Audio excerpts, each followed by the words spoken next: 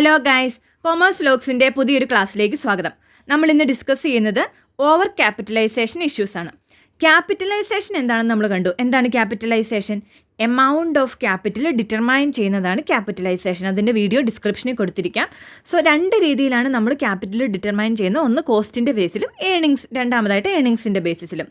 ഈ ഏണിങ്സിൻ്റെ ബേസിസിലാണ് യൂഷ്വലി എല്ലാവരും തന്നെ ക്യാപിറ്റൽ എമൗണ്ട് ഡിറ്റർമൈൻ ചെയ്യുന്നത്. സോ എന്തിനാണ് ഇങ്ങനെ ഒരു കറക്റ്റ് എമൗണ്ട് നമ്മൾ അല്ലെങ്കിൽ ഒരു അപ്രോപ്രിയേറ്റ് എമൗണ്ടിൽ നമ്മൾ ക്യാപിറ്റൽ ഡിറ്റർമൈൻ ചെയ്യുന്നത്? അതിൻ്റെ കാരണമെന്ന് ചോദിച്ചാൽ over capitalization and under capitalization issues ഒഴിവാക്കാൻ വേണ്ടിയാണ്. സോ ഇമ്പോർട്ടൻസ് ഓഫ് ക്യാപിറ്റലൈസേഷൻ ചോദിച്ചാൽ നിങ്ങൾക്ക് എഴുതാൻ പറ്റും.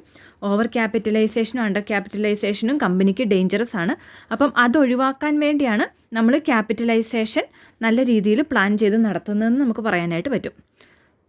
സോ ഈ ഒരു ക്ലാസ്സിൽ നമ്മൾ ഡിസ്കസ് ചെയ്യുന്നത് ഓവർ ക്യാപിറ്റലൈസേഷനാണ്. ഓവർ ക്യാപിറ്റലൈസേഷൻ എന്താണ്? Over capitalization happens when a company raises more money than it needs. പേര് സൂചിപ്പിക്കുന്ന പോലെ തന്നെ ഒരു കമ്പനിക്ക് ആവശ്യമുള്ളതിലും അധികം ക്യാപിറ്റൽ റേസ് ചെയ്യുന്നതിനെയാണ് ഓവർ ക്യാപിറ്റലൈസേഷൻ എന്ന് പറയുന്നത്. It also happens when capital is not efficiently utilized or assets are not working. Capital നല്ല രീതിയിൽ യൂട്ടിലൈസ് ചെയ്ത് കൃത്യമായിട്ടുള്ള പ്രോഫിറ്റ് ഉൽപ്പാദിപ്പിച്ചില്ലെങ്കിലും അതും ഓവർ ക്യാപിറ്റലൈസേഷനാണ്. എക്സാമ്പിൾ പറയുവാണ്. ഇപ്പം നമ്മൾ ഏണിങ്സ് തിയറി പ്രകാരം, ഏണിങ്സ് തിയറിയുടെ വീഡിയോ ഡിസ്ക്രിപ്ഷനിലുണ്ട്. ഏണിങ്സ് തിയറി പ്രകാരം ഇപ്പോൾ 10% ക്യാപിറ്റലൈസേഷൻ റേറ്റ് എങ്കിൽ 1,00,000 രൂപ ഏണിങ്സ് ഉള്ള കമ്പനിക്ക് 10 ലക്ഷമായിരിക്കണം ക്യാപിറ്റൽ. ഇതിന് പകരം കമ്പനി 15 ലക്ഷം റേസ് ചെയ്താൽ അത് ഓവർ ക്യാപിറ്റലൈസേഷനാണ്. അതാണ് ഫസ്റ്റ് പോയിന്റിൽ പറയുന്നത്.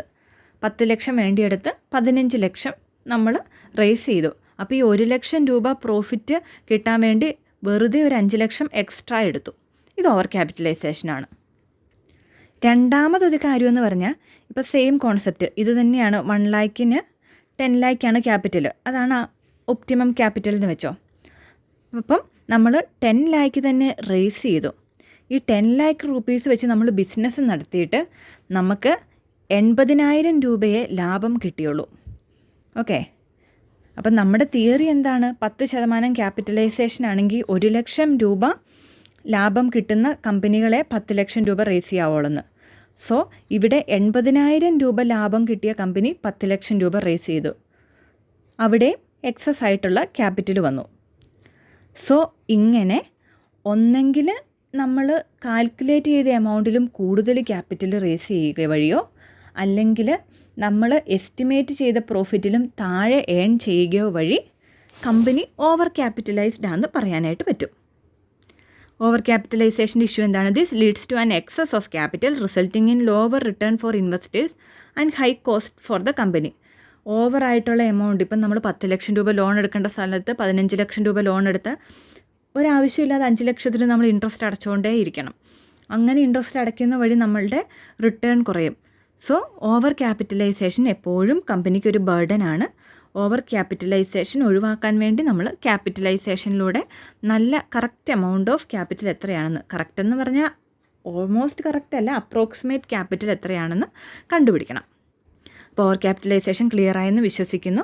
നമുക്ക് കമ്പനിക്ക് ആവശ്യമായിട്ടുള്ള ക്യാപിറ്റലിൽ കൂടുതൽ ഇഷ്യൂ ചെയ്യുന്നത് വഴിയോ അല്ലെങ്കിൽ കമ്പനി റേസ് ചെയ്ത ക്യാപിറ്റൽ വെച്ചിട്ട് കൃത്യമായിട്ടുള്ള പ്രോഫിറ്റ് ഉൽപ്പാദിപ്പിക്കാൻ കഴിയാതെ വരികയോ ചെയ്താൽ ആ ഒരു സിറ്റുവേഷനെ ഓവർ ക്യാപിറ്റലൈസേഷൻ എന്ന് പറയാം.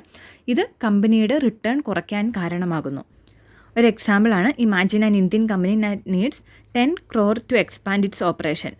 10 കോടി രൂപയായിരുന്നു ഒരു ബിസിനസ്സിന് എക്സ്പാൻഡ് ചെയ്യാൻ വേണ്ടത്. പക്ഷേ 20 കോടി രൂപ റേസ് ചെയ്തു. അപ്പോൾ ഈ എക്സ്ട്രാ 10 കോടി എന്താണ്? എക്സ്ട്രാ 10 കോടി ഒരു പ്രൊഡക്റ്റീവ് അല്ലാതെ ഐഡിയലായിട്ട് ബിസിനസ്സിലിരിക്കുവാണ്. സോ ഇതാണ് ഈ ഒരു സിറ്റുവേഷനാണ് ഓവർ ക്യാപിറ്റലൈസേഷൻ എന്ന് പറയുന്നത്. ഒരു ചെറിയൊരു ഇലുസ്ട്രേഷനാണ്. A firm earns ₹5 lakh per annum. Capital employed is 50 lakh. Fair rate of return is 12%. Fair rate എന്ന് പറയുന്നത് ക്യാപിറ്റലൈസേഷൻ റേറ്റ് ആണ്. അപ്പം നമ്മൾ ഓവർ ക്യാപിറ്റലൈസ്ഡ് ആണോ അണ്ടർ ക്യാപിറ്റലൈസ്ഡ് ആണോ എന്ന് കണ്ടുപിടിക്കണം. എങ്ങനെയാണ് കണ്ടുപിടിക്കുന്നത്? ഇക്വേഷൻ എന്താണ്? ക്യാപിറ്റലൈസേഷൻ്റെ ഇക്വേഷൻ എന്താണ്? ഏണിങ്സ് തിയറി പ്രകാരം capital employed divided by fair rate of return. Capital എംപ്ലോയിഡിലെ earnings divided by fair rate of return. Okay, അഥവാ ഏണിങ്സ് ഡിവൈഡഡ് ബൈ ക്യാപിറ്റലൈസേഷൻ. അപ്പോൾ ഇവിടെ ഈ 5 ലക്ഷം രൂപ ഏണിങ്സ് തന്നിട്ടുണ്ട്, ക്യാപിറ്റലൈസേഷൻ റേറ്റ് 12% തന്നിട്ടുണ്ട്. അപ്പം 5 lakh ഡിവൈഡഡ് ബൈ 12% ചെയ്യുമ്പോൾ 50 lakh തന്നെയാണോ കിട്ടുന്നതെന്ന് നോക്കാം. ഓക്കെ, നമുക്ക് സോൾവ് ചെയ്യാം. First proper capitalization is equal to earnings divided by capitalization rate, അതായത് 5 lakh ഡിവൈഡഡ് ബൈ 12%. എത്രയാണ് നമുക്ക് കിട്ടിയത്? 41,66,667. ഓക്കെ, അപ്പം അപ്രോക്സിമേറ്റ്ലി 41,60,000 എന്ന് നമുക്ക് പറയാം. ഓക്കെ, 41,60,000 റുപ്പീസ് ആയിരുന്നു അപ്രോക്സിമേറ്റ്ലി കമ്പനിക്ക് വേണ്ട ക്യാപിറ്റൽ ഈ ഒരു 5 ലക്ഷം രൂപ ലാഭം ഉണ്ടാക്കാനായിട്ട്. പക്ഷേ കമ്പനി 50 lakh റേസ് ചെയ്തു. So this company is over capitalised. ഇവിടുത്തെ ഓവർ ക്യാപിറ്റലൈസേഷൻ എത്രയാണ്? Actual capital minus proper. Actual എത്രയാണ്? 50 lakh, പ്രോപ്പർ 41. അപ്പോൾ 8 lakh മിച്ചം രൂപ എന്താണ്? ഓവർ ക്യാപിറ്റലൈസേഷനാണ്. ഈ ഒരു റുപ്പി അവിടെ ബിസിനസ്സിൽ ഐഡിയലായിട്ടിരിക്കുന്നത് ബിസിനസ്സിന് നഷ്ടമാണ്. ഒന്നെങ്കിൽ ഈ ഒരു എമൗണ്ട് കൂടുതൽ പ്രൊഡക്റ്റീവായിട്ടുള്ള കാര്യങ്ങളിലോട്ട് ഉപയോഗിക്കുക, അല്ലെങ്കിൽ ഈ എമൗണ്ട് ആ ഒരു ബിസിനസ്സിൽ നിന്നും ഒഴിവാക്കുക. സോ ഇതൊക്കെയാണ് മെയിനായിട്ടുള്ള റെമഡി വരുന്നത്. ഓക്കെ, ഇനി നമുക്ക് കോസസ് ഓഫ് ഓവർ ക്യാപിറ്റലൈസേഷൻ നോക്കാം. ഓൾറെഡി നമ്മൾ പല പല പോയിൻറ്റ്സും പറഞ്ഞു പോയി. അതൊക്കെ തന്നെയാണ് എന്തൊക്കെ മൂലമാണ് ഓവർ ക്യാപിറ്റലൈസേഷൻ സംഭവിക്കുന്നത്. ഒന്ന്, റേസിങ് എക്സസ് ക്യാപിറ്റൽ. നമുക്ക് ആവശ്യമുള്ളതിനേക്കാളും കൂടുതൽ ക്യാപിറ്റൽ നമ്മൾ എന്നാണ് നമ്മുടെ മനസ്സ് വെച്ച് നമ്മൾ ഇത്രയും വേണമായിരിക്കും എന്നൊക്കെ വിചാരിച്ച് നമ്മളങ്ങ് റേസ് ചെയ്യുവാണെങ്കിൽ അത് ഓവർ ക്യാപിറ്റലൈസേഷന് കാരണമാകും. ഇനി അടുത്തൊരു റീസണാണ് ഇൻഫ്ലേഷനറി സിറ്റുവേഷനിൽ അസറ്റ് പർച്ചേസ് ചെയ്താൽ. ഇപ്പോൾ ഇൻഫ്ലേഷൻ ആകുമ്പോഴത്തേക്ക് 1 ലക്ഷം രൂപയുടെ മെഷീനറിയുടെ വില ഒരു 2 ലക്ഷം രൂപ അല്ലെങ്കിൽ ഒരു 1.5 ലക്ഷം രൂപയായെന്ന് വെച്ചോ. അപ്പം നമ്മൾ അപ്പം മെഷീനറി പർച്ചേസ് ചെയ്യാൻ വേണ്ടി പ്ലാൻ ചെയ്ത് ലോൺ എടുത്ത് 1.5 ലക്ഷം രൂപ ലോൺ എടുത്ത് നമ്മുടെ മെഷീനറിയൊക്കെ വാങ്ങിച്ച് ഇൻസ്റ്റാൾ ചെയ്ത് എല്ലാം കഴിഞ്ഞ് നമ്മൾ പയ്യെ ആ ഒരു ഇൻഫ്ലേഷനറി പീരീഡ് മാറുമ്പോൾ വീണ്ടും മെഷീനറിയുടെ വില എത്രയാവും? 1 lakh ആവും. അപ്പോൾ അവിടെ ഒരു 50,000 അധികമായിട്ട് ബിസിനസ്സിൽ ഇൻവെസ്റ്റ് ചെയ്തിട്ടുണ്ട് ഒരാവശ്യമില്ലാതെ. അത് കൃത്യമായിട്ട് വർക്ക് ചെയ്ത് അതിന് റിസൾട്ട് തരണമെന്നില്ല. അപ്പോൾ അങ്ങനെ ഇൻഫ്ലേഷനറി സിറ്റുവേഷനിൽ നമ്മൾ അസറ്റ് വാങ്ങാതെ അതൊക്കെ ശ്രദ്ധിച്ചാൽ തന്നെ നമുക്ക് ഓവർ ക്യാപിറ്റലൈസേഷൻ കുറയ്ക്കാം. സോ സെക്കൻഡ് കോസാണ് purchase of assets during inflationary situation. Third കോസാണ് ഹൈ പ്രൊമോഷൻ എക്സ്പെൻസസ്. ആവശ്യത്തിൽ അധികമായിട്ട് പ്രൊമോഷൻ എക്സ്പെൻസുകളൊക്കെ ഉണ്ടാവുന്നതും. അപ്പോൾ അതിനുവേണ്ടി നമ്മൾ എന്ത് ചെയ്യുന്നതാണ്? ഫസ്റ്റ് ഇനിഷ്യൽ സ്റ്റേജിലാകുമ്പോഴത്തേക്കും നമുക്ക് പ്രോഫിറ്റിൽ നിന്നൊന്നും എടുക്കാൻ പറ്റില്ല. നമ്മൾ മെയിനായിട്ടും ലോൺ എടുത്ത് തന്നെയായിരിക്കും നമ്മൾ പ്രൊമോഷൻ എക്സ്പെൻസ് നടത്തുന്നത്. അല്ലെങ്കിൽ ലോൺ എടുക്കും, അല്ലെങ്കിൽ എവിടുന്നേലും ബാക്കി ഇൻവെസ്റ്റേഴ്സിൻ്റെ അടുത്തുനിന്ന് റേസ് ചെയ്തൊക്കെ ആയിരിക്കും നമ്മൾ പ്രൊമോഷൻ എക്സ്പെൻസിനുള്ള ഫണ്ട് കണ്ടുപിടിക്കുന്നത്. സോ ഒരുപാട് പ്രൊമോഷൻ എക്സ്പെൻസ് അങ്ങനെ ഫണ്ട് റേസ് ചെയ്ത് ചെയ്യുന്നത് ഓവർ ക്യാപിറ്റലൈസേഷനിൽ നയിക്കും. കാരണം ഈ ഒരു പ്രൊമോഷൻ എക്സ്പെൻസ് ഓവറായി കഴിയുമ്പോഴും അത് അത്രയും ഒരു ഓവർ റിസൾട്ട്, ഓവർ സെയിൽസ് കൊണ്ടുവരണമെന്ന് നിർബന്ധമില്ല. Next, defective depreciation policy. കൃത്യമായിട്ടുള്ള ഡിപ്രിസിയേഷൻ ഒന്നും നടക്കാതെ വരുമ്പോഴത്തേക്കും ഇപ്പം 10% ഡിപ്രിസിയേറ്റ് ചെയ്യേണ്ട അസറ്റിന് 1% ഡിപ്രിസിയേറ്റ് ചെയ്യുന്നുണ്ടെങ്കിൽ നമ്മുടെ അസറ്റ് ബാലൻസ് ഷീറ്റ് പ്രിപ്പയർ ചെയ്യുമ്പോൾ അസറ്റിൻ്റെ വാല്യൂ കൂടിയിരിക്കും. പക്ഷേ അത്ര ഒരു പ്രോഫിറ്റ് ഒരിക്കലും ആ ഒരു മെഷീൻ വഴി കമ്പനിക്ക് ഉണ്ടാവില്ല. സോ ഇൻ എഫക്റ്റ് അതും ഓവർ ക്യാപിറ്റലൈസേഷനിലോട്ട് നയിക്കാം. Next, liberal dividend policy. ബിസിനസ്സിൽ ഒരുപാടൊന്നും റിസർവായിട്ട് വെക്കാതെ എല്ലാം ഡിവിഡൻ്റായിട്ട് കൊടുത്തു തീർക്കുകയാണെങ്കിൽ, അതായത് ലിബറൽ ആയിട്ടുള്ളൊരു ഡിവിഡൻഡ് പോളിസി ആണെങ്കിൽ ബിസിനസ്സിന് ആവശ്യം വരുമ്പോഴൊക്കെ ക്യാപിറ്റൽ റേസ് ചെയ്യേണ്ടി വരും. സോ എപ്പോഴും ബിസിനസ്സിൻ്റെ കയ്യിൽ എക്സ്ട്രാ ഒരു എമൗണ്ട് ക്യാപിറ്റലായിട്ട് റേസ് ചെയ്ത് വെക്കേണ്ട ആവശ്യം വരും. ഇതും ഓവർ ക്യാപിറ്റലൈസേഷനോട് നയിക്കാം. Next, high rate of interest. Cost of borrowing കൂടുതലാണെങ്കിൽ കമ്പനി എത്രയാണ്? കൂടുതൽ എമൗണ്ട് റേസ് ചെയ്യേണ്ടി വരും. If the cost of borrowing is high, companies profit get reduced. കാരണം ലാഭത്തിൻ്റെ അത്രയും ശതമാനം നമ്മൾ ഇൻട്രസ്റ്റ് ആയിട്ട് കൊടുക്കുവാണ്.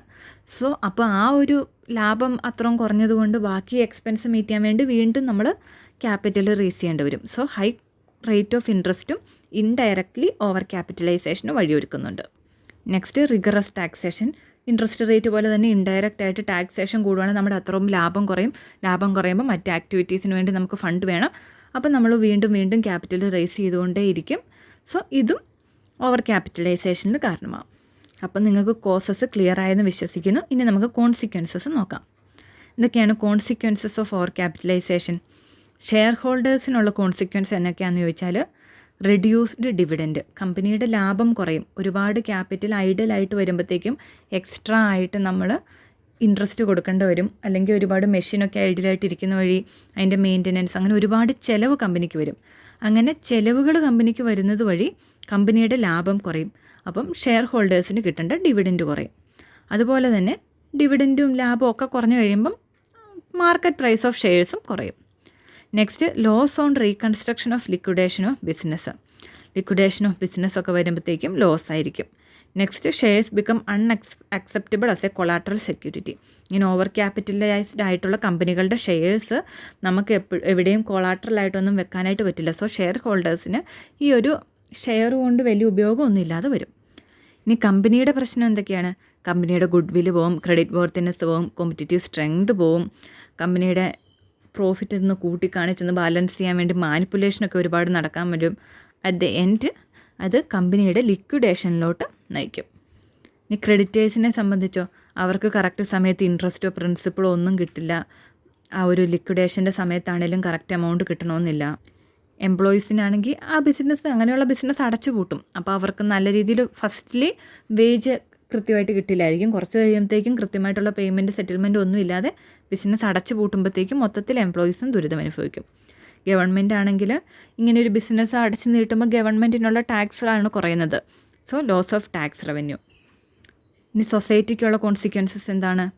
ഓവറായിട്ട് ക്യാപിറ്റൽ റേസ് ചെയ്യുന്നത് വഴി അവരുടെ ലാഭം കുറയുമ്പോൾ അവരെന്ത് ചെയ്യും? ലാഭം കൂട്ടാൻ വേണ്ടി പുവറായിട്ടുള്ള പ്രൊഡക്ട്സ് മാർക്കറ്റിലോട്ട് ഇറക്കും. പുവർ ക്വാളിറ്റി പ്രൊഡക്ട്സ് ഹൈ പ്രൈസിൽ.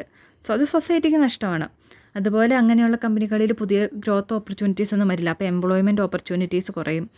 സോഷ്യൽ അസറ്റ്സിൻ്റെ ഇന്നെഫിഷ്യൻറ്റ് യൂട്ടിലൈസേഷൻ വരും. അപ്പോൾ മൊത്തത്തിൽ സൊസൈറ്റീനെ ഇത് ദോഷകരമായി ബാധിക്കും. ഇപ്പം നിങ്ങൾക്ക് മനസ്സിലായില്ല ഓവർ ക്യാപിറ്റലൈസേഷൻ എത്രത്തോളം ഇമ്പോർട്ടൻ്റ് ആയിട്ടുള്ള ഇഷ്യൂ ആണ്. നമ്മൾ ആവശ്യത്തിൽ കൂടുതൽ ക്യാപിറ്റൽ റേസ് ചെയ്ത് വെക്കുമ്പം അത്രയും അവിടെ ഒരു ഉപയോഗവും ഇല്ലാതിരിക്കുവാണ്. അത് വെച്ചിട്ട് നമ്മൾ ആ ഒരു ബിസിനസ്സിന് ഭാവിയിൽ ഈ ഒരു 5 ലക്ഷം രൂപ ആവശ്യം വരുമായിരിക്കും എന്ന് വിചാരിച്ച് നമ്മൾ അത് അവിടെ വെച്ച് കഴിഞ്ഞാൽ ബിസിനസ്സിൻ്റെ ലാഭത്തെ അത് ബാധിക്കും, ബിസിനസ്സിൻ്റെ പ്രവർത്തനങ്ങളെ ബാധിക്കും. കാരണം ബാക്കിയുള്ള എക്സ്പെൻസുകളൊക്കെ മീറ്റ് ചെയ്യുന്നതിൻ്റെ കൂടെ എക്സ്ട്രാ ഒരു എക്സ്പെൻസ് ആയിട്ട് ഈ 5 ലക്ഷത്തിൻ്റെ ഇൻട്രസ്റ്റ് നമ്മൾ പേയ്മെൻറ്റ് നടത്തിക്കൊണ്ടേ ഇരിക്കുവാണ്. സോ അത് ബിസിനസ്സിൻ്റെ ക്ലോഷറിലോട്ട് വരെ വഴിതെളിക്കാം. ക്യാപിറ്റലൈസേഷൻ്റെ റെമഡീസ് എന്തൊക്കെയാണെന്ന് നമുക്ക് നോക്കാം. എന്തൊക്കെയായിരിക്കാം? Firstly, redemption of preference shares having high rate of dividend. High dividend കൊടുത്തുകൊണ്ടിരിക്കുന്ന പ്രിഫറൻസ് ഷെയർ റിഡീം ചെയ്യാം. എന്നിട്ട് ലോ ഡിവിഡൻഡുള്ള പുതിയ പ്രിഫറൻസ് ഷെയർ നമുക്ക് റേസ് ചെയ്യാം. അതുപോലെ repayment of long term loans having high rate of interest. High rate of interest കൊടുക്കേണ്ടി വരുന്ന long term ലോണൊക്കെ മാറ്റിയിട്ട് ലോ റേറ്റ് ഓഫ് ഇൻട്രസ്റ്റ് ഉള്ള ലോങ് ടേം ലോൺ നമുക്ക് എടുക്കാം. അതുതന്നെയാണ് പറയുന്നത് fresh borrowing at low rate of interest. Next, increasing the efficiency of management. ബിസിനസ്സിലുള്ള കാശ് നല്ല എഫിഷ്യൻ്റായിട്ട് യൂട്ടിലൈസ് ചെയ്യാനുള്ള നല്ല രീതിയിലുള്ള മാനേജ്മെൻറ്റിനെ റിക്രൂട്ട് ചെയ്യുക. പിന്നെ internal reorganization of company by reduction of share capital, alteration of capital, surrender of shares etcetera. Extra capital ഉണ്ടെങ്കിൽ share capital reduce ചെയ്തും നമുക്ക് ആ ഒരു ഇഷ്യൂ സോൾവ് ചെയ്യാവുന്നതാണ്. സോ ഇത്രയൊക്കെയാണ് മെയിനായിട്ടും ഓവർ ക്യാപിറ്റലൈസേഷൻ്റെ റെമഡീസ്. അപ്പോൾ ഓവർ ക്യാപിറ്റലൈസേഷൻ എല്ലാവർക്കും ക്ലിയർ ആയെന്ന് വിശ്വസിക്കുന്നു. ഓവർ ക്യാപിറ്റലൈസേഷൻ എന്ന് പറഞ്ഞാൽ ബിസിനസ്സിൽ ആവശ്യത്തിലധികം ക്യാപിറ്റൽ ഉണ്ടാവുക എന്നുള്ള ഒരവസ്ഥയാണ്. അതായത് ബിസിനസ്സിലെ ക്യാപിറ്റൽ ശരിക്കും വർക്ക് ചെയ്യുന്നില്ല. ബിസിനസ്സിലുണ്ടാവുന്ന ക്യാപിറ്റൽ ശരിക്കും പണിയെടുത്ത് ഒരു എമൗണ്ട് ഓഫ് പ്രോഫിറ്റ് റേസ് ചെയ്യണം. അപ്പോൾ അത്രയും പ്രോഫിറ്റ് ആ ഒരു ബിസിനസ്സിലുള്ള എമൗണ്ടിന് ഉണ്ടാക്കാൻ പറ്റുന്നില്ലെങ്കിൽ അത് ഓവർ ക്യാപിറ്റലൈസേഷനാണ്. അതിനുവേണ്ടി ഒന്നെങ്കിൽ നമ്മൾ ചിലവ് കുറഞ്ഞ രീതിയിൽ പ്രൊഡക്ഷനൊക്കെ നടത്താനായിട്ട്, ചിലവ് കുറഞ്ഞ രീതിയിൽ പ്രൊഡക്ഷൻ നടത്താമെന്ന് പറഞ്ഞാൽ പ്രൊഡക്റ്റിൻ്റെ ക്വാളിറ്റി കുറച്ചല്ല, കൂടുതൽ എഫിഷ്യൻ്റായിട്ട് കാര്യങ്ങളൊക്കെ ഓർഗനൈസ് ചെയ്ത് നമുക്ക് നടത്താൻ പറ്റും. അല്ലെങ്കിൽ ഇതുപോലെ റേറ്റ് ഓഫ് ഡിവിഡൻഡ് കൂടുതലുള്ള പ്രിഫറൻസ് ഷെയർ മാറ്റുക, റേറ്റ് ഓഫ് ഇൻട്രസ്റ്റ് കൂടുതലുള്ള ലോൺസ് മാറ്റുക, അങ്ങനെയൊക്കെ നമുക്കിത് ഒരു പരിധി വരെ നിയന്ത്രിക്കാനായിട്ട് പറ്റും. അപ്പോൾ എല്ലാവർക്കും ക്ലിയറായെന്ന് വിശ്വസിക്കുന്നു. Thanks for watching.